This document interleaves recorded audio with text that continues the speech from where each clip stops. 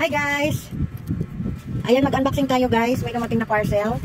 Yung anak ko ang tumanggap kasi wala ako. Nag-attend ako ng meeting. Thank you so much. Kanino po ito galing? Sabi doon nang nag-deliver, bayad na daw. Kaya sabi ko baka kay Madam Bea na yan. Kasi nanalo ako doon ng plancha. Ayan! Plancha nga ito guys. Ayan. Thank you so much Madam Bea. Wow! Tingnan nyo guys. Ang ganda. Teka lang. Oh, plancha!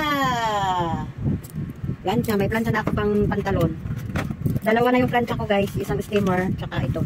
Ay, ang laki! Ang galing! Hala! Ang ganda! Ang laki niya guys. Oh, ang ganda. Mabigat siya. Ang ganda niya. Mabigat siya.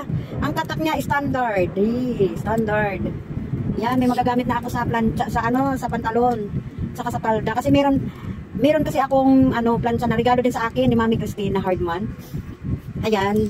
Wait lang guys, papakita ko sa inyo yung isang plancha ko para isang flex. Teka lang guys ha. Ayan, ito yung isang plancha ko, regalo po ni Mami Christina Hardman. Thank you so much. Ayan, mama, yayamanin yung plancha na ito.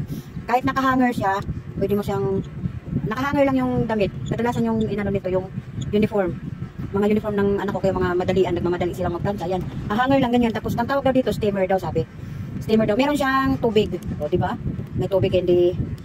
Pagka na siya, dito lumalabas, may dito, tubig lumalabas. Ayan, ganyan. Tapos ganyan lang. Yan. Diba? Ang ganda. Yayamanin. Ayan. So, ngayon, dalawa na yung plancha ko. Kasi ito, kailangan ko rin talaga to. Kailangan ko rin to dahil sa mga pantalon. Ganyan. Kasi diba, tsaka yung palda, diba? Yung palda uniform. Kailangan mag-flat yung slit niya. Kaya ayun, kailangan ko dito. Thank you so much, Madam Bea. Ang laki nito, ang laki. Ang laki nito. Mas malaki ito dun sa plancha ko na luma. Tapos ito, Mami Christina Hartman. Thank you din po. Thank you so much. Ayan, dalawa ng plancha ko, guys. Thank you so much. Happy New Year. Yahoo! Dalawa ng plancha ko. Thank you.